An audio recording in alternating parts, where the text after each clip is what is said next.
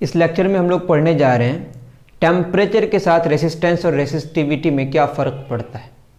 ठीक है, इसके पहले लेक्चर में हम लोगों ने रेसिस्टेंस का फार्मूला पढ़ा था। रेसिस्टेंस का फार्मूला क्या होता है, ऐसे देखा जाए ओम के लॉ से क्या आता है, V और I का रेशियो, लेकिन ऐसा होता नहीं। होता क्या है, 2ml/Ne² tau A, जहाँ पे V क्या है हमारा पोटेंशियल डिफरेंस और I करंट है। रेसिस्टेंस ना तो V पे डिपेंड करता है और नहीं करंट पे डिपेंड करता है।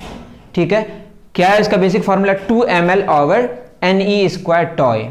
अब यहाँ पे देखा जाए, अगर यहाँ पे 2m/Ne² tau, L और A क्या है हमारा कंडक्टर की प्रॉपर्टी है। कंडक्टर का लेंथ को हम बढ़ा सकते हैं, घटा सकते हैं, एरिया ऑफ क्रॉस सेक्शन को बढ़ा सकते हैं और घटा सकते हैं। लेकिन अगर हम इसके बारे में बात करें, इसको बोलते हैं रेसिस्टिविटी। क्या बोलते हैं इसको, रेसिस्टिविटी, 2m/Ne² tau। ठीक है ना, R रेसिस्टेंस है और रो क्या है हमारा, रेसिस्टिविटी है। तो इस पे अगर हम लोग ध्यान दें, और एक इंपॉर्टेंट बात हम लोग करेंगे इसमें, टेम्परेचर के साथ जो चेंज होगा, जैसे मैं बोलूँ टेम्परेचर मैंने बढ़ाया T1 से लेकर T2, टेम्परेचर हमने बढ़ाया, तो अब जो रेसिस्टेंस हुआ R1 से कितना हुआ, R2, तो चेंज इन टेम्परेचर कितना हुआ, del T, T2 minus T1, और चेंज इन रेसिस्टेंस कितना हुआ, del R, R2 minus R1। हम मानते हैं कि टेम्परेचर हमने जो बढ़ाया, डेल T बढ़ाया, T1 से T2 हुआ तो T2 माइनस T1 बढ़ा, डेल T में कितना चेंज हुआ, डेल R, तो एक में कितना होगा बताइए, डेल R बटे डेल T। तो कितना में चाहिए हमें अगर हम R रेसिस्टेंस की बात करें तो एक रेसिस्टेंस में कितना होगा, इसमें हो जाएगा डेल R बटे R डेल T। ठीक है, R हमारा ओरिजिनल रेसिस्टेंस है, R1 लिख देते हैं, R1 डेल T। इसको बोलते हैं हम लोग alpha, coefficient of resistance. Change in resistance per unit, original resistance per unit change in temperature is called temperature coefficient. इसको क्या बोलते हैं अल्फा को बताइए, इसको बोलते हैं टेम्परेचर कोएफिशिएंट। इसका यूनिट क्या होगा बताइए, ओम ओम कैंसिल, नीचे केल्विन बचा, इसका यूनिट होगा पर केल्विन। तो इसके बारे में डिस्कशन हमें करना है। अब इसमें क्या होगा, हम लोग दो बात करेंगे अभी। क्या किया, एक बात करेंगे हम लोग कंडक्टर की, और एक बात करेंगे किसकी, सेमी कंडक्टर की। इंसुलेटर के बारे में हम ऐसे ही बता देंगे। अब कंडक्टर में क्या होगा, इस पे अगर हम गौर करें, कंडक्टर के टेम्परेचर को बढ़ाने से क्या होगा, कंडक्टर के टेम्परेचर को बढ़ाने से, अभी हम लेंथ और एरिया को चेंज ही नहीं कर रहे हैं, इसलिए रेसिस्टेंस और रेसिस्टिविटी में जो भी फर्क होगा दोनों के लिए सेम हो। 2 तो कांस्टेंट है, m mass of charge particle constant रहता है, n नंबर डेंसिटी कहते हैं इसको। n क्या है बताइए, number density, number of free electrons per unit volume, वो चेंज हो सकता है। लेकिन कंडक्टर के केस में चूंकि सारे के सारे फ्री हैं, इसीलिए चेंज होने वाला नहीं है। तो कंडक्टर के केस में हमारा क्या हो जाएगा, कंडक्टर के केस में जो n है वो क्या हो गया, कांस्टेंट हो गया। कंडक्टर के केस में नंबर डेंसिटी कांस्टेंट हो गया। E एलिमेंट्री चार्ज 1.6 10⁻⁻19 कूलम, सबके लिए कांस्टेंट है। टॉ रिलैक्सेशन टाइम में फर्क पड़ेगा। तो टेम्परेचर बढ़ने से, चूंकि कॉलिजन जब होगा, एक पॉजिट्रॉन दूसरे पॉजिट्रॉन या एक इलेक्ट्रॉन दूसरे इलेक्ट्रॉन जब टकराएगा तो जल्दी जल्दी टकराएगा, इसका मतलब रिलैक्सेशन टाइम क्या हो जाएगा हमारा, घट जाएगा। तो कंडक्टर के केस में टेम्परेचर बढ़ने से रिलैक्सेशन टाइम क्या हो जाता है, घट जाता है, और नीचे का वैल्यू घट जाएगा, मतलब रेसिस्टिविटी या रेसिस्टेंस क्या हो जाएगा हमारा, बढ़ जाएगा।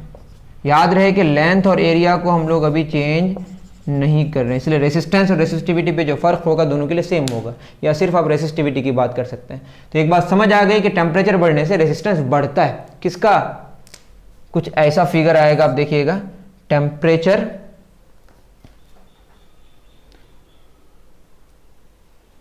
रेसिस्टिविटी और इधर कितना टेम्परेचर, कुछ ऐसा फिगर आता है। किसके लिए, कंडक्टर के लिए। तो आप इसको नोट डाउन कर लें।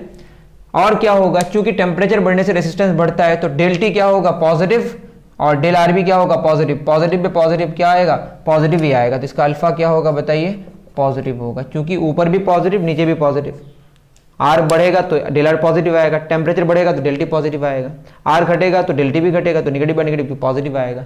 तो इसका जो कोएफिशिएंट ऑफ रेसिस्टेंस है, टेम्परेचर कोएफिशिएंट है, sorry, temperature coefficient of resistance है, वो क्या हमारा, पॉजिटिव आया। अब सेमीकंडक्टर के केस में क्या होगा, सेमीकंडक्टर के केस में टेम्परेचर अगर बढ़ाएं तो इसमें भी क्या होगा, रिलैक्सेशन टाइम घटेगा, जल्दी जल्दी टकराएगा, इसमें कोई शक नहीं है। लेकिन चूंकि सेमीकंडक्टर में सारे के सारे इलेक्ट्रॉन्स पहले से फ्री नहीं होते हैं, लेकिन जब टेम्परेचर बढ़ाते हैं तो कुछ और फ्री हो जाते हैं। तो और कुछ जो फ्री हो जाते हैं, उस फ्री होने की वजह से नंबर डेंसिटी में फर्क पड़ता है, तो नंबर डेंसिटी बढ़ जाता है। ठीक है, अब नंबर डेंसिटी बढ़ गया तो ये जो टॉर्क घटने की वजह से रेसिस्टेंस क्या होगा, बढ़ेगा, और ये बढ़ने की वजह से रेसिस्टेंस क्या होगा, घटेगा। अब रेसिस्टेंस बढ़ने का रेट और रेसिस्टेंस घटने का रेट अगर सेम हो जाए तो कोई फर्क नहीं पड़ेगा, लेकिन याद रहे प्रैक्टिकली देखा गया है कि ये डोमिनेट करेगा। जब ये डोमिनेट करेगा तो रेसिस्टेंस बेसिकली क्या होगा, घटेगा। तो सेमीकंडक्टर के केस में याद रहे कि दो बातें होती हैं, एक तो टेम्परेचर बढ़ने से रिलैक्सेशन टाइम घटता है और नंबर डेंसिटी बढ़ जाता है, और नंबर डेंसिटी बढ़ने का रेट टेम्परेचर को रिलैक्सेशन टाइम के घटने के रेट से क्या हो जाता है, ज्यादा हो जाता है, जिसकी वजह से डोमिनेट क्या कर जाता है, रेसिस्टेंस घटना ही होता है, क्योंकि डोमिनेट कौन किया, नंबर डेंसिटी का बढ़ना। तो एक बात समझ आ गई कि टेम्परेचर बढ़ने से रेसिस्टेंस क्या हो रहा है, घट रहा है ओवरऑल, ये हमारा होगा, ये होगा। ठीक है, जब ऐसा होगा तो अल्फा क्या आएगा, निगेटिव, क्योंकि ऊपर क्या होगा बताइए, निगेटिव और नीचे पॉजिटिव, तो अल्फा क्या आएगा इसका, अल्फा इसका होगा निगेटिव। तो सेमीकंडक्टर के केस में भी याद रहे अल्फा निगेटिव, टेम्परेचर बढ़ने से रेसिस्टेंस घटता है। ठीक है, और आप जस्ट याद रख लें इंसुलेटर के केस में, इसमें भी सेमीकंडक्टर टाइप का ही कुछ होगा जनरली, बट इस पर हम लोग डिस्कशन नहीं करेंगे। मतलब टेम्परेचर बढ़ने से रेसिस्टेंस इसका भी क्या होता है, इंसुलेटर का कुछ थोड़ा थोड़ा घटता है। तो इसका ग्राफ कैसा आएगा सेमीकंडक्टर वाला, सेमीकंडक्टर की अगर बात करें इसमें ग्राफ कुछ ऐसा आएगा, अगर आप रेसिस्टिविटी और टेम्परेचर की बात करें तो कुछ ऐसा आएगा, टेम्परेचर बढ़ रहा है, रेसिस्टिविटी घट रहा है। मेरी बात समझ आ रही है, और टेम्परेचर बढ़ने से रेसिस्टेंस या रेसिस्टिविटी क्या हो रहा है, बढ़ रहा है। तो ये हमारी छोटी छोटी बातें हो गई किसके लिए, रेसिस्टेंस का वेरिएशन किसके साथ, टेम्परेचर के साथ। मेरी बात समझ आ रही है, रेसिस्टेंस का वेरिएशन या रेसिस्टिविटी का वेरिएशन किसके साथ, टेम्परेचर के साथ। आशा करता हूं कि आपको ये समझ आया होगा, इसमें और कोई बात करने के लिए मुझे नहीं लगता है कि है। ठीक है, तो इतनी छोटी सी बात थी, मुझे उम्मीद है कि आपको समझ आया होगा। ठीक है ना, आज के लिए तो नहीं, हो सकता और भी लेक्चर मैं रिकॉर्ड करूं। तो अभी के लिए इतना ही, थैंक यू वेरी मच सुनने के लिए मुझे।